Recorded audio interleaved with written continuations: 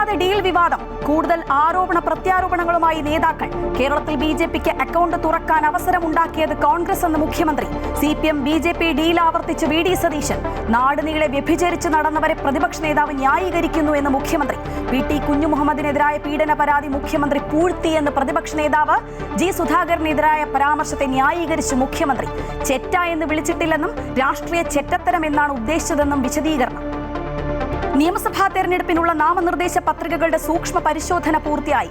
ആകെ ലഭിച്ച 2125 പത്രികകളിൽ 337 എണ്ണം തള്ളി. പരാതികൾ തള്ളി VD സതീശന്റെ പത്രിക സ്വീകരിച്ചു. രാജീവ് ചന്ദ്രശേഖറിന്റെ പത്രിക സ്വീകരിച്ചതിനെതിരെ കോടതിയെ സമീപിക്കുമെന്ന ഇടത് വലത് മുന്നണികൾ. കുട്ടനാട്ടിലെ UDF സ്ഥാനാർത്ഥി റെജി ചെറിയാന്റെ നാമനിർദ്ദേശ പത്രിക പരിശോധിക്കുന്നത് നാളെ. പ്രധാനമന്ത്രി നരേന്ദ്രമോദിയെ ഫോണിൽ വിളിച്ച American president Donald Trump. Hormuz കടലിടക്ക് തുറക്കേണ്ടതിന്റെ പ്രാധാന്യം മോദിയെ അറിയിച്ചു.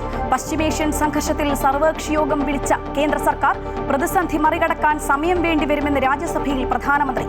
സമാധാനത്തിന് ഇറാൻ ഒരവസരം കൂടി നൽകുന്നുവെന്ന് അമേരിക്കൻ പ്രസിഡന്റ് ഡൊണാൾഡ് ട്രംപ്. മതം മാറിയവർക്ക് പട്ടികജാതി ആനുകൂല്യങ്ങൾ ലഭിക്കില്ലെന്ന് സുപ്രീം കോടതി. പട്ടികജാതി പദവി ഹിന്ദു, സിഖ്, ബുദ്ധ മതസ്ഥർക്ക് മാത്രമെന്ന് കോടതി. മുസ്ലിം പള്ളികളിൽ സ്ത്രീകൾക്ക് പ്രവേശനം നിർബന്ധമാക്കരുതെന്ന് അഖിലേന്ത്യാ മുസ്ലിം വ്യക്തി നിയമ ബോർഡ് സുപ്രീം കോടതി. തീരുമാനമെടുക്കേണ്ടത് പള്ളിക്കമ്മിറ്റിയെന്നും ശബരിമല യുവതീ പ്രവേശന കേസ് പരിഗണിക്കുന്ന ബെഞ്ചിൽ മുസ്ലിം വ്യക്തി നിയമ ബോർഡ്. പ്രതിപക്ഷ പ്രതിഷേധത്തിനിടെ ട്രാൻസ്ജെൻഡർ ബില്ല് പാസാക്കി ലോക്സഭ. യാക്കോബായ ഓർത്തഡോക്സ് സഭാ തർക്കം നിലനിൽക്കുന്ന 6 പള്ളികൾ സർക്കാർ ഏറ്റെടുക്കണമെന്ന സിംഗിൾ ബെഞ്ച് ഉത്തരവ് ഹൈക്കോടതി ഡിവിഷൻ ബെഞ്ച് റദ്ദാക്കി. ഉത്തരവ് കോടതിയലക്ഷ്യ ഹർജി ചോദ്യം ചെയ്ത് സർക്കാർ നൽകിയ അപ്പീലിൽ. ഓടക്കാലി, മഴവന്നൂർ, ചെറുകുന്നം തുടങ്ങിയ പള്ളികളിൽ തൽസ്ഥിതി തുടരാൻ നിർദ്ദേശം. വ്യക്തിയവകാശങ്ങൾ സംരക്ഷിക്കണമെന്നാവശ്യപ്പെട്ട നടൻ മോഹൻലാൽ നൽകിയ ഹർജിയിൽ പുതിയ അപേക്ഷ സമർപ്പിക്കണമെന്ന് ഡൽഹി ഹൈക്കോടതി. തന്റെ ശബ്ദം, ചിത്രം, സംഭാഷണങ്ങൾ എന്നിവ AI വീഡിയോകളിലും പരസ്യങ്ങളിലും അനുമതിയില്ലാതെ ഉപയോഗിക്കുന്നത് തടയണമെന്ന ഹർജിയിൽ. കേസ് വീണ്ടും വെള്ളിയാഴ്ച പരിഗണിക്കും.